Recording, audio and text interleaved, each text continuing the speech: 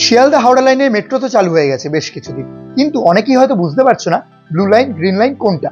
কিভাবে আমরা central park থেকে কবি সুভাষ বা দক্ষিণেশ্বরে অথবা হাওড়া থেকে সেক্টর 5 যাব, কিংবা স্প্ল্যানেড নেমে কি কার্ড সোয়াইপ করে অন্য স্টেশনে যেতে হবে? আর সেই সব কিছু প্রশ্নের উত্তর দেওয়া রইল আজকের এই শর্ট ইনফরমেটিভ ভিডিওটাতে। শিয়ালদা স্টেশন থেকে তোমরা যদি মেট্রো স্টেশনে নেমে 1 নম্বর প্ল্যাটফর্ম থেকে মেট্রো ধরো, তাহলে সেক্টর 5 এর দিকে যাবে, সেটা কিন্তু গ্রিন লাইন।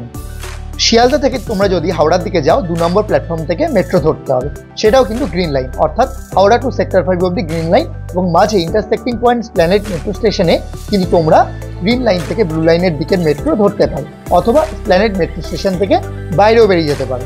এক্ষেত্রে দেখবে নিচের দিকে ফুটস্টেপের কালার দেওয়া আছে। ব্লু লাইন বরাবর গেলে তোমরা কবি সুভাষ বা দক্ষিণেশ্বর যাওয়ার দিকে মেট্রো লাইন পেয়ে যাবে, অথবা বাইরের দিকে যেতে পারবে। এবং গ্রিন লাইন বরাবর গেলে তোমরা হাওড়া, শিয়ালদা বা সেক্টর 5 যেতে পারবে। অর্থাৎ তোমরা যদি কবি সুভাষ থেকে ডাইরেক্ট সেক্টর 5 বা হাওড়া যেতে চাও, তাহলে কিন্তু প্ল্যানেট স্টেশনে দুবার কার্ড সোয়াইপ করার প্রয়োজন নেই।